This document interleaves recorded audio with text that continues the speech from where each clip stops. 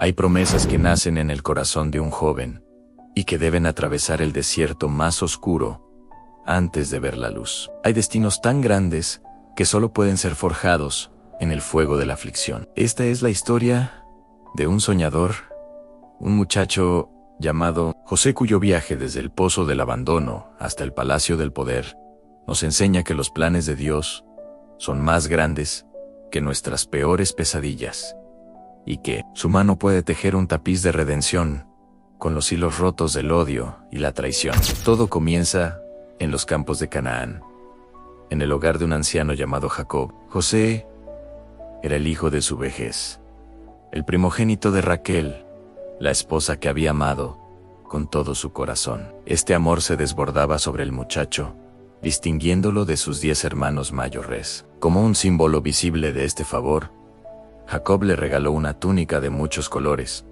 una prenda exquisita y vibrante, más propia de un príncipe que de un pastor. Mientras sus hermanos vestían la ropa áspera y funcional de quienes trabajan bajo el sol, José llevaba un manto que gritaba privilegio. Cada color en esa túnica, cada hilo cuidadosamente tejido, se convirtió en un motivo de envidia, un recordatorio diario de que no eran iguales a los ojos de su padre. Este resentimiento, que hervía a fuego lento, se convirtió en un odio declarado cuando José, con la inocencia de sus 17 años, les contó sus sueños. Eran visiones dadas por Dios, claras y proféticas. En la primera, veía a la familia segando trigo en el campo, y de repente, su manojo de trigo se levantaba y se erguía, mientras que los manojos de sus hermanos se reunían a su alrededor y se inclinaban ante el suyo. La segunda visión era aún más grandiosa. Veía al sol, la luna y 11 estrellas postrándose ante él. Para José, eran revelaciones asombrosas de un futuro que no comprendía. Para sus hermanos, eran los delirios insoportables de un muchacho arrogante que se imaginaba gobernando sobre ellos. El odio ya no susurraba, gritaba en sus corazones, y esperaban la oportunidad para silenciar al soñador. Esa oportunidad llegó un día en que Jacob envió a José a buscar a sus hermanos, que apacentaban las ovejas lejos, en los pastos de Dotán. Lo vieron venir de lejos, su túnica de colores delatándolo en el paisaje como una flor solitaria en el desierto. Ahí viene el maestro de los sueños, se dijeron con un desprecio afilado. Y en ese momento, la semilla del odio dio su fruto amargo y venenoso. Ahora es el momento. Matémoslo y arrojémoslo a una de estas cisternas, propusieron. Diremos que una fiera salvaje lo devoró, y entonces veremos en qué quedan todos sus grandes sueños. Fue Rubén, el mayo Ere, quien, sintiendo una punzada de conciencia, los persuadió de no mancharse las manos con su sangre. No lo maten, dijo. Arrójenlo a esta cisterna en el desierto, pero no le pongan la mano encima. Su plan era rescatarlo más tarde y devolverlo a su padre.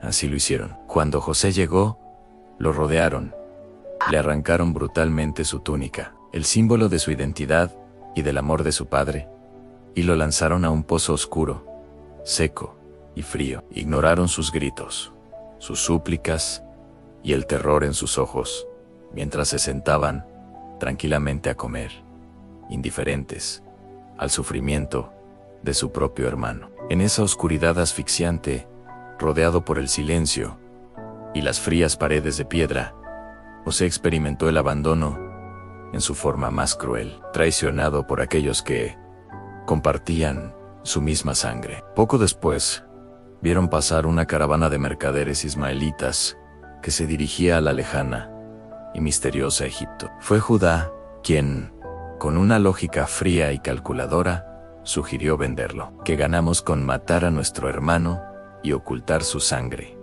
dijo. Vendámoslo a los ismaelitas. Después de todo, es nuestro hermano, nuestra propia carne, y por 20 piezas de plata, el precio estándar de un esclavo, el destino de José fue sellado. Lo sacaron del pozo, no para liberarlo, sino para encadenarlo. Mientras se alejaba, viendo por última vez los rostros de sus hermanos, su mundo se desvaneció en el polvo del desierto. Los hermanos, para encubrir su atrocidad, mancharon la túnica con la sangre de un cabrito y se la llevaron a su padre.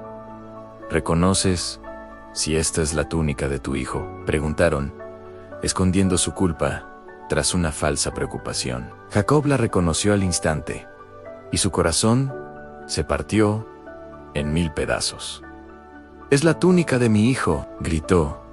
«Una fiera salvaje lo ha devorado». Lloró por su hijo amado durante días, semanas y meses, y ningún consuelo podía alcanzar la profundidad de su dolor. Mientras tanto, a cientos de kilómetros, José llegaba a Egipto como una mercancía. En el bullicioso mercado de esclavos, fue comprado por Potifar, el capitán de la guardia del faraón. Había perdido su hogar, su familia, su nombre y su libertad. Pero había algo que no le habían podido arrebatar: su fe inquebrantable. La Escritura dice algo poderoso y recurrente. Además, Jehová estaba con José. A pesar de su condición de esclavo, Dios prosperaba todo lo que tocaba. Su integridad, su inteligencia y su sabiduría eran tan evidentes que pronto se ganó la confianza total de Potifar, quien lo puso a cargo de toda su casa y de todos sus bienes. El esclavo hebreo se convirtió en el administrador de una de las casas más importantes de Egipto. Parecía que, en medio de la desgracia, la bendición de Dios lo acompañaba. Sin embargo, su prueba apenas comenzaba. La esposa de Potifar, atraída por la gracia y la apariencia del joven, intentó seducirlo día tras día. José, con una lealtad inquebrantable a Dios y a su amo, la rechazó firmemente. ¿Cómo, pues, haría yo este grande mal y pecaría contra Dios?, le dijo, revelando que su obediencia no nacía del miedo a Potifar, sino de su temor a Dios. En un día, ella lo emboscó cuando estaban solos en la casa, lo agarró de la ropa y al huir, José dejó su manto en sus manos. Herida en su orgullo y furiosa por el rechazo, usó esa prenda como prueba y gritó, acusándolo falsamente de haber intentado abusar de ella, sin juicio ni defensa, basándose únicamente en la palabra de su esposa.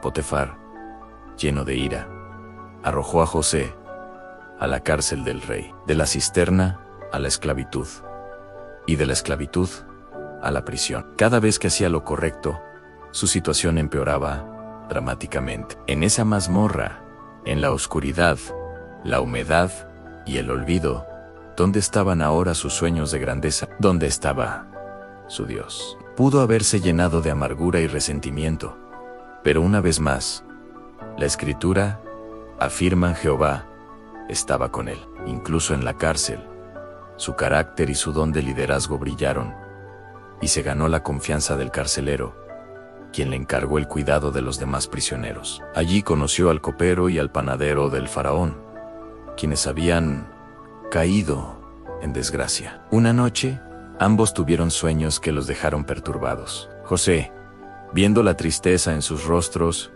les dijo: «¿No son de Dios las interpretaciones?